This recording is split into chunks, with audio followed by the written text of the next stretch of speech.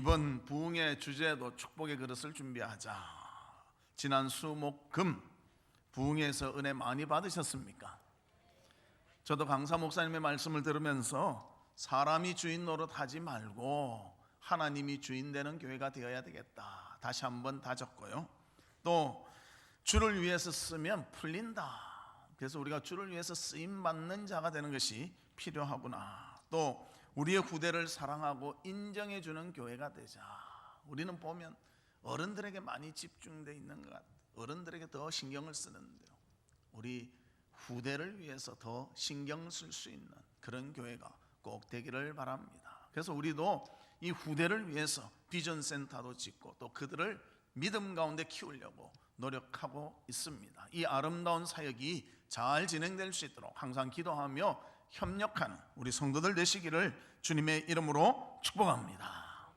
오늘 본문에 보면 예루살렘 교회에 큰 핍박이 있게 됩니다. 그래서 예루살렘 성도들이 사방으로 흩어지는데, 흩어진 성도들은 무엇을 했는가? 복음을 전했다는 것입니다.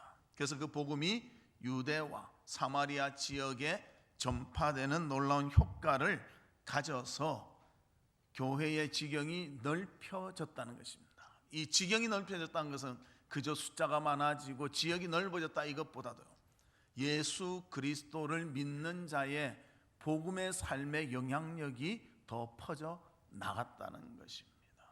그래서 우리는 그 예루살렘 교회의 성도들이 그 복음을 들고 어떻게 나아갔기에 이런 영향력을 끼치며 또 긍정적인 반응을 보이며 아름다운 신앙의 삶을 살았는가, 이것을 오늘 살펴보며 큰 은혜를 받는 모두가 되시기를 바랍니다. 그래서 성경에 보면 요나의 경우 하나님께서 니느웨에 가서 회개 운동을 시키라고 합니다. 요나는 처음에는 수긍하지 않았어요. 그러나 나중에는 어떻게 하든지 니느웨에 갔습니다. 그리고 니느웨에서 복음을 전하니까요, 거기서 주님의 말씀을 듣고 회개한 사람이 12만여 명이 되었다고 말합니다. 12만여 명이요, 말씀을 듣지 않았으면 그냥 멸망당하는 거예요. 그러나 하나님의 복음이 들어가니까 깨닫고 하나님 앞에 회개하고 바로 설 때 그들의 살 길도 생기게 되었다는 것입니다. 우리도 마찬가지입니다. 예수 믿는다 하지만 깨닫고 바른 길을 가는 것이 필요합니다. 무엇이 하나님이 원하시는가를 알아야 되고요, 우리 교회는 주님이 교회의 주인이 되셔야지 사람이 주인 되어서는 안 된다는 것은 절실히 가슴 속에 새기고 어떠한 일이 있어도 이것을 이겨내며 극복할 수 있는 우리 모두가 되어야 할 줄로 믿습니다. 그래서 여기에 보면 예루살렘 성도들 정말 도전받고 그들의 삶을 우리가 본받아 아름다운 하나님의 지경을 어떻게 넓혀 나갔는가 오늘 살펴보며 함께 은혜 받는 귀한 시간 되시기를 주의 이름으로 축복합니다.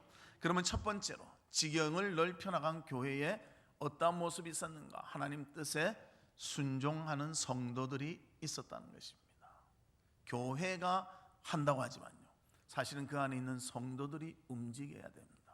성도들이 믿음 가운데 서야 되고요, 성도들이 하나님의 말씀을 귀중히 여겨야 한다는 것입니다. 예루살렘 교회는 폭발적인 부흥이 일어났던 교회였습니다. 하루에 막 3,000명씩 회개하고 돌아오며 세례를 받았던 교회가 바로 예루살렘 교회였습니다. 사도행전 2장 38절에도 보면 그 내용이 있는데, 베드로가 이르되 너희가 회개하여 각각 예수 그리스도의 이름으로 세례를 받고 제사함을 받으라.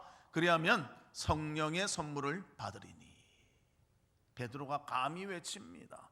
예수 그리스도를 믿으라. 이것이 성령을 받고 주님 앞에 바로 서는 방법이다. 회개하라. 그때 사람들이 받아들입니다. 베드로는 하나님 말씀에 순종해서 이 말씀을 선포했다는 것입니다. 그리고 41절에 보면 이렇게 말합니다. 이 말을 받은 사람들은 세례를 받음에 그날의 신도의 수가 3,000이나 더하더라. 세례를 받고 주님을 믿는 자가 3,000명이 더 생겼다는 폭발적인 부흥을 보여주고 있습니다.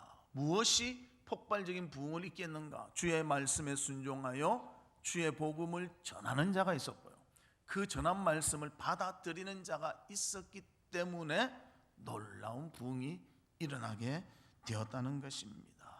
그래서 베드로는 유대인의 전도자로서의 사명을 잘 감당했습니다. 또 바울이라는 자 있지 않습니까? 우리 바울 잘 아시잖아요. 바울의 사역도 대단합니다. 그는 소아시아 지역을 다니면서 많은 사람들에게 복음을 전했습니다. 하나님의 능력을 행했습니다.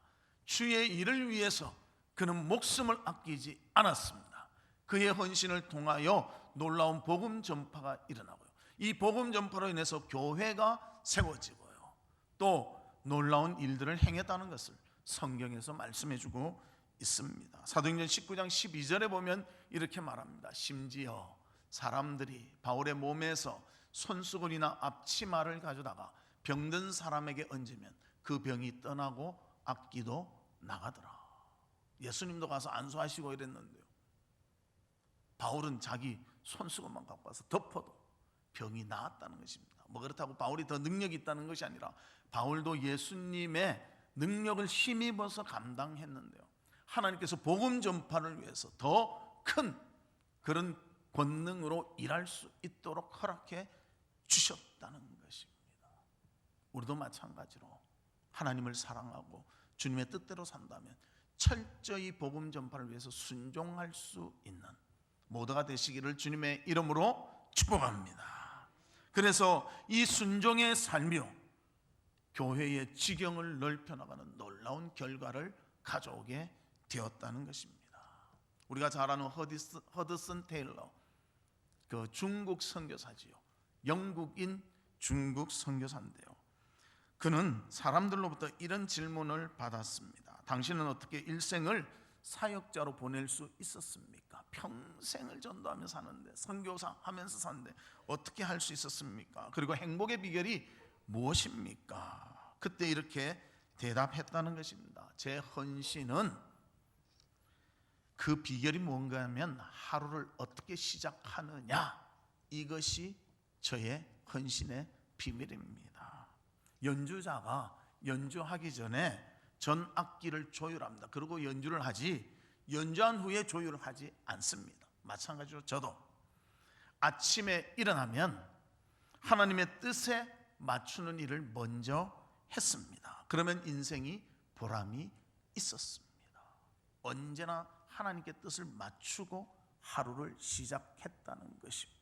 그것이 사역할 수 있는 힘이 없고요, 하나님의 능력이 나타나는 길이 없고요, 영향력을 끼칠 수 있는 그런 자가 되었다는 것을 고백했다는 것입니다. 우리 사랑하는 성도 여러분, 우리도 아침에 일어나 하나님의 뜻을 깨닫고요, 그 뜻에 맞추는 자들이 되시기를 주의 이름으로 축복합니다. 아브라함도 순종했습니다. 그래서 아브라함을 믿음의 조상이라고 합니다.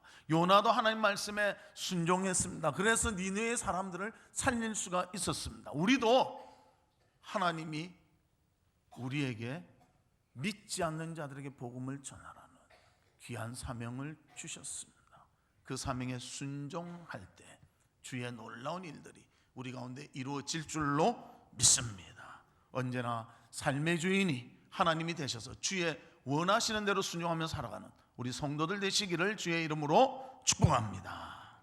그럼 두 번째로는 지경을 넓히는 일은 무엇인가? 하나님의 사명을 감당하는 성도가 있을 때 지경이 넓혀진다는 것입니다. 오늘 본문 4절에 보면 이렇게 말합니다. 우리 같이 한번 읽어볼까요? 시작. 그 흩어진 사람들이 두루 다니며 복음의 말씀을 전할세. 예루살렘 성도들은 핍박을 받아 흩어집니다.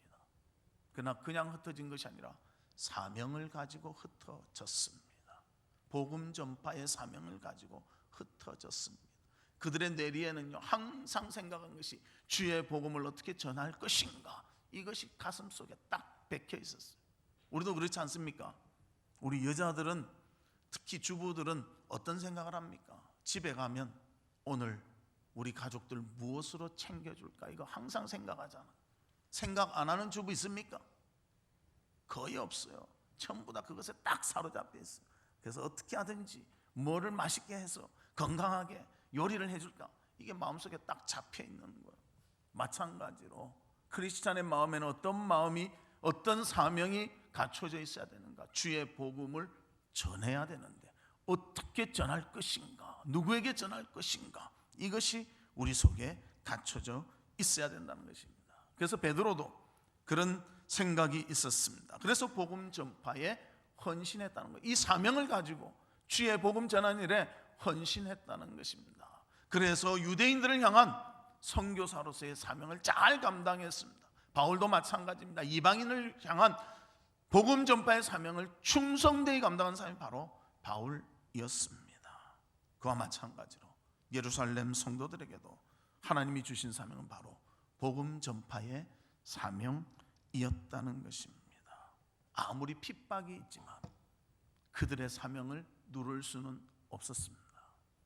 하나님이 주신 은혜를 간주할 수밖에 없었고 그것을 다른 사람에게 전하며 주의 영향력을 끼칠 수 있는 자들이 될 수가 있었다는 것입니다.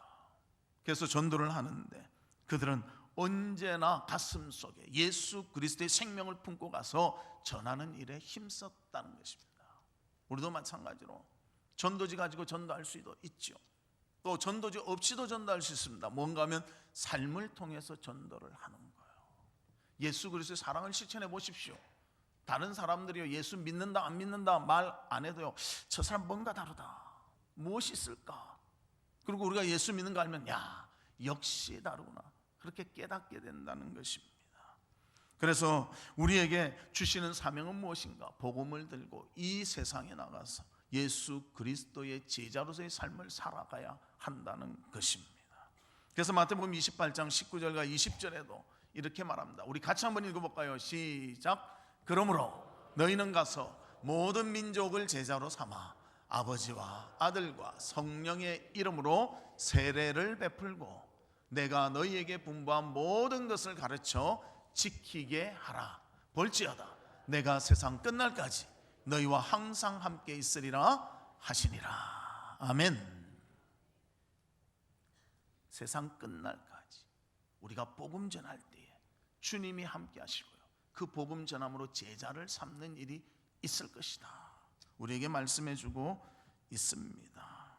그래서 우리는 이 복음 전하는 제자의 삶을 항상 마음에 두고 살아가야 될 줄로 믿습니다.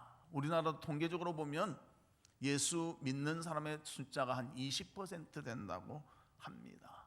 그러면 우리 예수 믿는 영향력이 20% 되는가? 사실 우리 크리스찬들은요, 오른손이 하는 일을 왼손이 모르게 하라 이래가지고요 많이 숨겨지는 것이 많아요. 어떤 사람들은 합니다. 예수 믿는 사람들 뭐 아무것도 안 한다 하는데요, 솔직히 우리 교회에서 또 우리 교인들이 하는 구제 사업 안 하면요 나라가 안 돌아갑니다. 그 정도로 우리는 숨어서 하는 거예요. 그러나 왜 영향력이 보이지 않는가? 복음 전파에 힘쓰지 않으니까 그런 영향력을 보여주지를 못한다는 것입니다. 왜 복음 전파에 힘쓰지 못합니까? 교인이라도 교회 안에서는 교인이지만 나가서는 교인인 모습을 잘 못 보여주기 때문에 그런 현상이 나타나게 된다는 것입니다. 교회 안에서는 순종하고 친교하고 잘하는데 나가서는요 그냥 다 물어버려요. 그럼 영향력이 없는 거예요. 그럼 그렇다고 내가 다니면서 나 예수 믿습니다 그렇게 하라는 것이 아니고요, 우리 나가서 더 아름다운 모습으로 그리스도의 그 표본된 모습을 좀 보여주는 우리 성도들이 되었으면 합니다. 그래서 제가 2가지 숙제 만들겠습니다. 하실 수 있겠죠? 먼저 학답을 받고 해야지. 나중에 합시다 하면 아니 나는 A는 좋고 B는 싫어 그럴까? 하실 수 있겠습니까? 어려운 거 아닙니다. 돈 드는 것도 아닙니다. 자, 그럼 첫 번째는 뭐냐?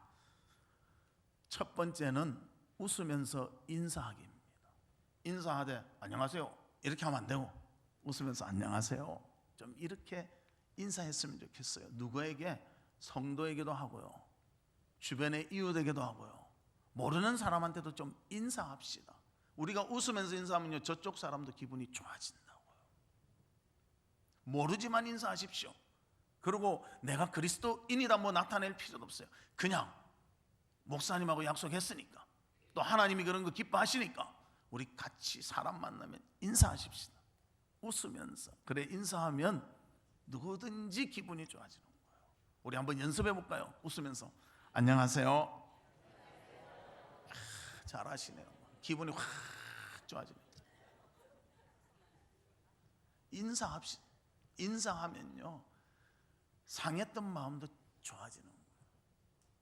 저도 이래 엘리베이터를 타고 이래 집에서 왔다 갔다 이래 하면요 꼬마들이 탈 때가 있어요. 근데 꼬마가 예쁘든 안 예쁘든 그것이 중요한 게 아니라 인사하면 다 착해 보이고 좋아 보여. 근데 인사 안 하고 이런 애들 있잖아요. 저번엔 제가 그랬습니다. 얘야 어디 사냐니까 왜 이러냐 물어보니까 엄마가 가르쳐주면 안 된다 했대. 근데 탈 때마다 보니까 그 다음에는 얘 몇 호예요 하고 알려주더라고요. 그럼 내가 이거 탁 눌러주지요. 그러니까 낯선 사람 주의하라 해가지고 모든 사람을 경계하는 거예요. 그러나 모든 사람한테 잘 인사한다면 그것도 좋은 거 아닙니까? 여러분들 꼭 웃으면서 인사할 수 있는 우리가 되시기를 바랍니다. 두 번째는 무슨 일이 있을 때 이렇게 말하는 거예요. 내 탓입니다.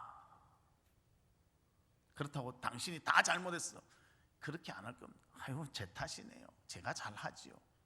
참 열심히 하겠습니다. 이렇게 좀 하자는 거예요. 옛날에도 그 가톨릭에서 차 뒤에 내 탓입니다 적어놓고 다녔잖아요.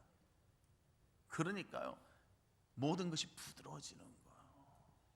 예수 믿는 사람이 있으면 그것이 평화로워야 되고요. 예수 믿는 사람이 있으면 그것이 좀 즐거운 것이 돼야 되지 않겠습니까?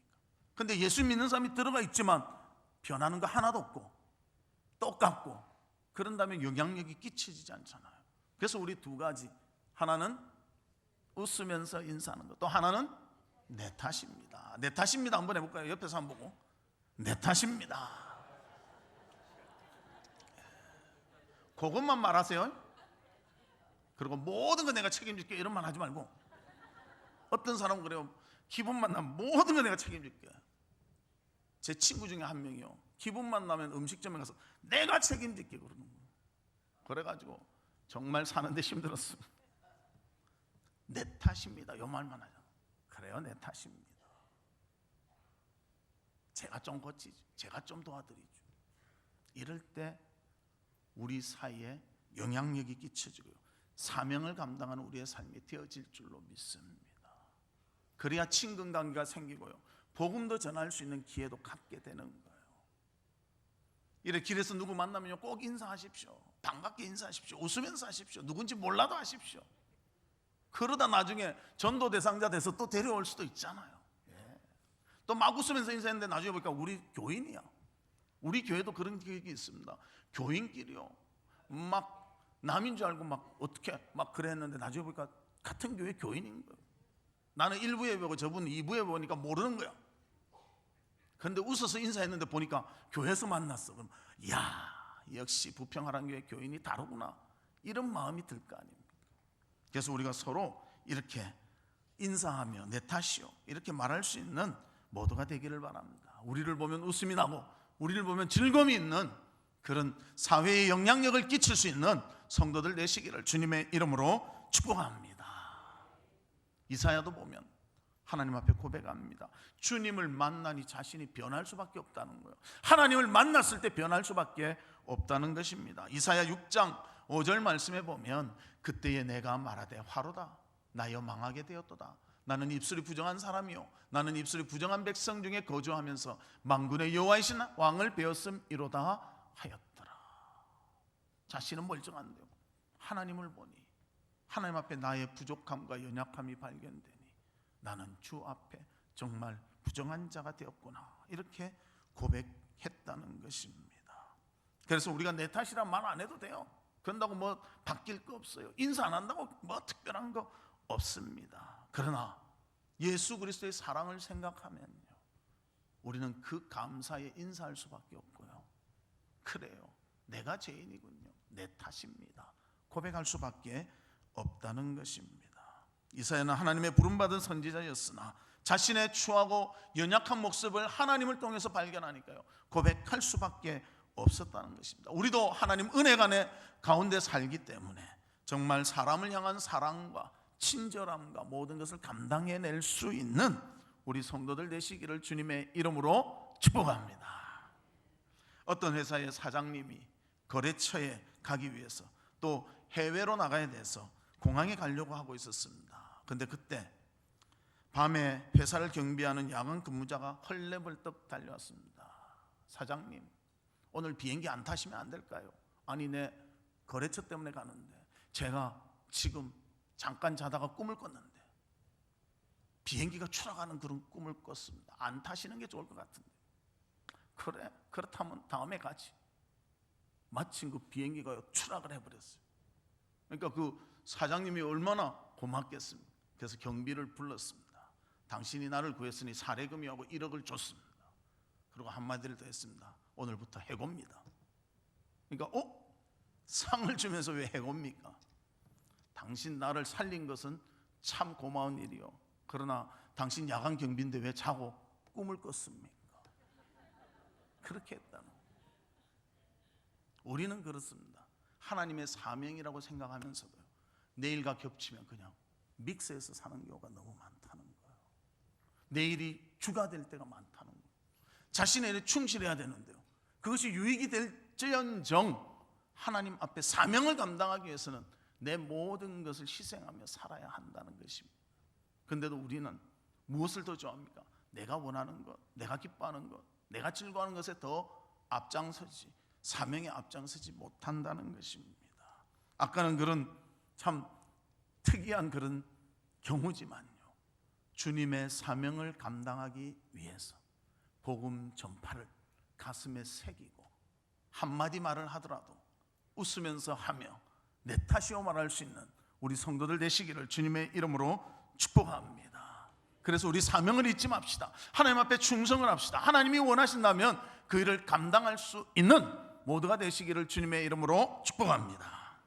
세 번째는 지경을 넓힌 자는 기쁨의 열매가 있는 성도일 때 지경을 넓힐 수가 있다는 것입니다. 제 8절 말씀에 보면 이렇게 말합니다. 그 성에 큰 기쁨이 있더라. 복음의 뜻은 기쁜 소식입니다. 이 소식을 들으면요, 듣는 자도 기쁨에 쌓이게 되는 것입니다. 그리고 이 기쁨은 한 번 얻는 기쁨이 아니라 계속되는 영속적인 기쁨이라는 것입니다. 왜냐하면 복음은 우리에게 영생을 주시기 때문입니다. 우리는 많은 정보의 홍수 속에 살아갑니다. 많은 것을 듣습니다. 그래서 인터넷을 통해서도 듣고요, TV나 신문을 통해서도 듣고요, 또 요즘은 뭡니까? 핸드폰이 완전히 정보의 그겁니다. 저도 이래 보면 까똑 그리고 뜨릭 하고 뭐 많이 나와요. 보면 나한테 필요한 것은 10개 중에 하나고요, 나머지는 전부 광고, 엉뚱한 거 많이. 참 홍수의 정보 속에 우리가 살아가고 있지 않습니까? 그래서 그것을 우리 어른들도 너무 핸드폰을 좋아하신 것 같아. 친구 만나서도요, 대화하다가 이것만 봐. 친구가 아니 내 만나러 왔나 그거 보러 왔나 이렇게 할 정도로 정말 우리 빠져 있는 것 같아요. 그러나 그것이 우리한테 재미는 줄지언정 진정한 기쁨은 줄 수 없다는 것입니다. 우리의 영혼을 치료하며 바르게 하는 것은 하나님의 말씀 복음이 들어올 때 진정한 기쁨을 주지요. 세상의 정보가 우리를 기쁨을 줄 수는 없다는 것입니다. 즐거움을 줄 수가 있고 기쁨을 줘봤자 단시 한 번 줄 수 있는 그런 것밖에 되지 않는다는 것입니다. 그러나 우리의 영혼에 복음이 들어오면 치료받으며 바르게 서며 힘과 용기를 얻을 수 있도록 진정한 기쁨을 주게 된다는 것입니다. 오늘 본문에도 보면 사마리아 지역, 복음이 없으니 진정한 기쁨이 없었습니다. 사마리아 지역은 기쁨이 없는 지역이었습니다. 왜냐하면 이스라엘 백성들이 다른 이방인과 혼혈족이 되었는데 그들이 사마리아 사람들이거든요. 이스라엘 백성들은 그들을 인정하지 않습니다. 죄인 취급합니다. 만나는 것조차도 싫어합니다. 그래서 그들에게는 성전도 없고요, 제사와 제사장도 없었습니다. 하나님을 만날 수 있는 방법이 없으니까 진정한 기쁨이 없었다는 거예요. 그런데 이번 예루살렘 성도들이 흩어지면서 사마리아에 가서 복음을 전하니 큰 기쁨이 있었더라. 오늘 8절에 말씀해주고 있습니다. 우리 사랑하는 성도들, 왜 기쁨이 없습니까? 복음을 느끼지 못하기 때문입니다. 복음을 들어도 가슴으로 받지 않기 때문입니다. 귀로만 듣고 말아버리기 때문에 우리한테 기쁨이 없는 거예요. 진정한 기쁨은 하나님의 말씀을 듣고 그것이 내 것이 되었을 때 진정한 기쁨이 있게 되는 것입니다. 우리 가운데 말씀을 통한 기쁨이 있기를 주의 이름으로 축복합니다. 그래서 하나님의 말씀을 듣고 내 것으로 삼으십시오. 그 말씀에 순종하십시오. 그 말씀을 귀히 여기십시오. 그리고 그 말씀대로 살아가는 자가 되기를 바랍니다. 그때 우리의 마음에 하나님 주시는 진정한 기쁨이 넘칠 줄로 믿습니다. 하나님의 복음은 인생의 아픔, 문제를 해결해 줍니다. 진정한 기쁨을 주게 됩니다. 물질과 세상적인 것 우리 풀어주는 것 같지만요, 더 얽매여 버리는 거예요. 거기에 꽉 붙잡힐 수밖에 없게 만드는 거예요. 그러나 하나님의 복음을 듣고 그 복음대로 살아간다면 진정한 자유와 기쁨을 누릴 줄로 믿습니다. 우리에게 이 기쁨의 열매가 맺히기를 바랍니다. 사도행전 8장에도 보면 빌립이 에티오피아의 내시를 만나는 장면이 나옵니다. 이 내시에게 기쁨이 주어지는데요, 무엇 때문에 기쁨이 주어지는가? 하나님의 말씀을 깨달아 알게 되니 기쁨이 있었다고 말해주고 있습니다. 사도행전 8장 39절 우리 같이 한번 읽어볼까요? 시작. 둘이 무대에서 올라올새 주의 영이 빌립을 이끌어 간지라 내시는 기쁘게 길을 가므로 그를 다시 보지 못하니라. 내시가 이사야의 글을 읽고 가는데 이걸 봐도 뭔지 잘 모르겠는 거예요. 그런데 그때 빌립을 만납니다. 그리고 빌립이 하나님의 말씀을 설명해 줍니다. 예수 그리스도가 구주시오, 그분이 우리의 죄를 용서해 주시며 그분이 우리의 구주이시다 깨닫게 되니까, 구원에 대한 확증이 서게 되니까 진정한 기쁨이 있어 기쁨으로 가지고 돌아갔다는 것입니다. 한 번 만났습니다. 그러나 그 만남 가운데 주의 복음의 말씀이 있으니 진정한 기쁨도 함께 있었다는 것입니다. 사랑하는 성도 여러분, 오늘 주일 와서 설교 듣습니다. 듣고 아 좋은 말이구나 이러고 끝낸다면 기쁨이 없을 것입니다. 이 말씀은 생명의 말씀이요, 하나님이 주신 말씀이요, 이 말씀이 내 것이 되며 내가 이 말씀대로 순종하며 살겠다, 그것이 있을 때 기쁨이 될 줄로 믿습니다. 하나님은 우리에게 분명히 말씀하십니다. 복음의 말씀을 주셔서 먼저 순종하라, 사명을 감당하라. 이 기쁨의 말씀을 통해서 진정 기쁨이 나눠지기를 주님이 원하십니다. 이 일을 살아가는 자가 하나님의 교회의 지경을 넓힐 수 있는 믿음의 사람이 될 줄로 믿습니다. 그래서 시편 35편 9절에도 이렇게 말합니다. 내 영혼이 여호와를 즐거워하며 그의 구원을 기뻐하리로다. 하나님의 구원이 있을 때 우리는 진정한 기쁨을 누릴 수 있습니다. 하나님의 말씀이 있을 때 우리의 마음에 만족함이 있다는 것입니다. 어떤 것도 사람의 마음을 만족할 수 없습니다. 물질이 만족할 수 없고 권력이 만족할 수 없고 어떤 힘이 만족할 수가 없습니다. 그러나 주의 복음의 말씀이 들어와서 나를 붙잡을 때는 진정한 기쁨이, 만족이 있는 줄로 믿습니다. 그 기쁨을 누리는, 복음을 전하며 기쁨을 누리는 우리 성도님들 되시기를 주님의 이름으로 축복합니다. 말씀의 결론을 맺도록 하겠습니다. 지경은 우리의 힘으로 넓히는 것이 아닙니다. 하나님이 하셔야 합니다. 그럼 하나님이 어떤 자를 통해서 하시는가? 주의 말씀에 순종하는 자를 통해서 지경을 넓히십니다. 하나님의 사명을 감당하는 자를 통해서 지경을 넓히십니다. 주의 복음의 말씀을 전하여 기쁨을 나누는 자에게 하나님은 지경이 넓혀지도록 인도해 주십니다.